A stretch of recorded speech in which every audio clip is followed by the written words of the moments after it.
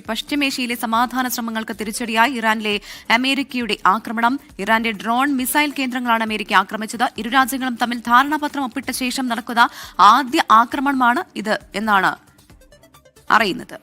അതിവേഗം ശക്തമായ തിരിച്ചടി നൽകുമെന്ന് ഇസ്ലാമിക് റവല്യൂഷണറി ഗാർഡ് മുന്നറിയിപ്പ് നൽകി. അതിനിടെ തെക്കൻ ലെബനോനിൽ ഇസ്രയേൽ പിടിച്ചെടുത്ത പ്രദേശങ്ങൾ കൈമാറുന്നത് സംബന്ധിച്ച കരാറിന്റെ ചട്ടക്കൂടിൽ ലെബനോനും ഇസ്രയേലും വാഷിംഗ്ടണിൽ ഒപ്പുവെച്ചു. അമേരിക്കയിൽ നിന്ന് മധു കൊട്ടാരക്കര നൽകും വിവരങ്ങൾ. മധു, ഗുഡ് മോർണിംഗ്. നമ്മളൊരു സമാധാനത്തിലേക്ക് പോകുന്നു.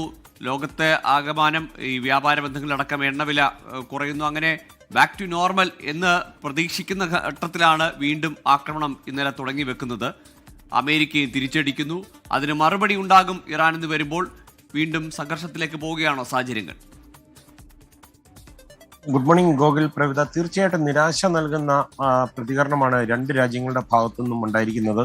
ഹോർമൂസ് കടലിടുക്കിലെ ചരക്ക് കപ്പലിന് നേരെ ഇറാൻ ആണ് ഈ ഡ്രോൺ ആക്രമണം തുടങ്ങി വെച്ചത്. അതിന്റെ തിരിച്ചടിയായിട്ടാണ് വെള്ളിയാഴ്ച അമേരിക്കൻ സൈന്യം ഇറാനിൽ വ്യോമാക്രമണം നടത്തിയത്. കഴിഞ്ഞ ആഴ്ചയാണ് ഈ വെടിനിർത്തൽ നിലവിൽ വന്നത്. അത് ലംഘിച്ചുവെന്ന് ഇതിനെ തുടർന്ന് രണ്ട് രാജ്യങ്ങളും പരസ്പരം ആരോപിക്കുകയും ചെയ്യുന്നുണ്ട്. ഇറാനിലെ മിസൈൽ അതുപോലെ ഡ്രോൺ സംഭരണ കേന്ദ്രങ്ങളും അവരുടെ തീരദേശ റഡാർ സ്റ്റേഷനുകളിലുമാണ് അമേരിക്കൻ വ്യോമസേന ആക്രമണം നടത്തിയത്. ഇത് സംബന്ധിച്ച് അവരുടെ US സെൻട്രൽ കോമിന്റെ പ്രസ്താവനയും വന്നിട്ടുണ്ട്. സൈനിക നടപടി പൂർത്തിയായതായിട്ടാണ് സെൻട്രൽ കോം പറയുന്നത്. അതുപോലെ വാണിജ്യ കപ്പലുകൾക്ക് നേരെ ഇറാൻ നടത്തിയത് ഒരു പ്രകോപനമില്ലാത്ത ഒരു ആക്രമണമാണ്. ഇത് വെടിനിർത്തലിന്റെ ലംഘനമാണെന്നും US സെൻട്രൽ കമാൻഡ് പുറത്തിറക്കിയ പ്രസ്താവനയിൽ പറയുന്നുണ്ട്. ചരക്ക് കപ്പലിന് നേരെ ഉണ്ടായ ഈ ആക്രമണം അതിന് ശക്തമായ മറുപടി നൽകിയതും ആയിട്ടും സെൻട്രൽ കമാൻഡ് വ്യക്തമാക്കുന്നുണ്ട്.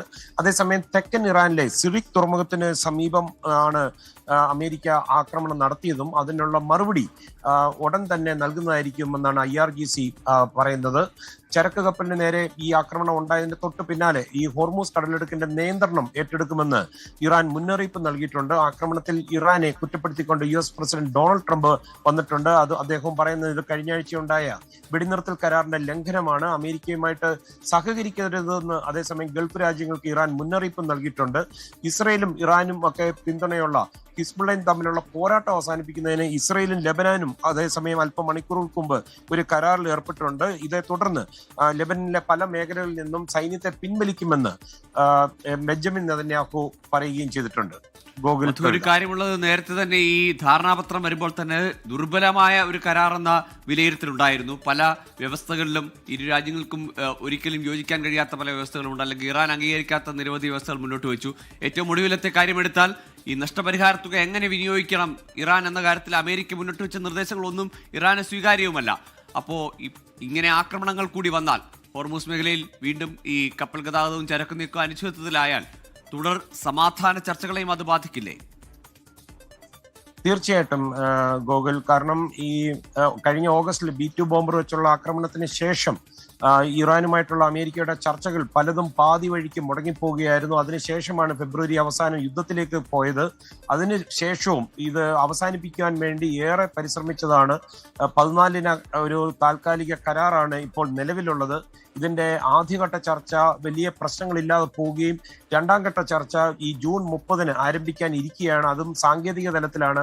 അതിലായിരിക്കും ആണവ വിഷയം ഉൾപ്പെടെയുള്ള അല്ലെ ബാലിസ്റ്റിക് മിസൈലുകളും ഒക്കെയുള്ള വിഷയങ്ങളും. അതുപോലെ തന്നെ നേരത്തെ ഗോകുൽ പറഞ്ഞതുപോലെ $300 കോടി പുനരുദ്ധാരണ പദ്ധതിയും അതിന്റെ പണം എങ്ങനെ ചെലവഴിക്കണം എന്നുള്ളത്. ഡൊണാൾഡ് ട്രംപ് പറയുന്നത് ആ പണം ആഹാരം വാങ്ങിക്കാൻ വേണ്ടിയും പട്ടിണി മാറ്റാൻ വേണ്ടിയും അത് അമേരിക്കയിൽ നിന്നുള്ള കാർഷിക ഉൽപ്പന്നങ്ങൾ വാങ്ങിക്കണം എങ്ങനെയൊക്കെയുള്ള കാര്യങ്ങൾ വഴിമുട്ടി നിൽക്കുന്ന ഒരു ചർച്ചയിലേക്ക് പോകുമ്പോൾ തന്നെയാണ് ഇത്തരമൊരു ആക്രമണം. അതുകൊണ്ട് തന്നെ നമുക്ക് പശ്ചിമേഷ്യയിൽ നിന്ന് ഈ പ്രഭാതത്തിൽ വരുന്ന വാർത്തകൾ അത്ര ശുഭകരമല്ല.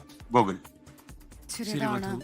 പശ്ചിമേഷ്യൻ സംഘർഷവുമായി ബന്ധപ്പെട്ട റിപ്പോർട്ട്. പശ്ചിമേഷ്യയിലെ സമാധാന ശ്രമങ്ങൾക്ക് തിരിച്ചടിയായാണ് ഇപ്പോൾ അമേരിക്ക ഇറാനിൽ ആക്രമണം നടത്തിയിരിക്കുന്നത്. ഇറാന്റെ ഡ്രോൺ മിസൈൽ കേന്ദ്രങ്ങളാണ് അമേരിക്ക ആക്രമിച്ചത്.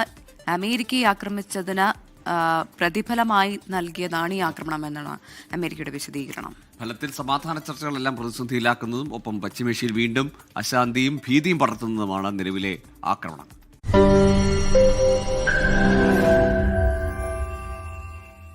ലോകത്തെവിടെയായാലും ഏത് സമയത്തും 24 വാർത്തകളും ഓഗ്മെന്റഡ് റിയാലിറ്റി പാക്കേജുകളും എക്സ്പ്ലെയിനറുകളും വിശദമായി കാണാൻ ഞങ്ങളുടെ YouTube ചാനൽ നിങ്ങൾക്ക് സബ്സ്ക്രൈബ് ചെയ്യാം.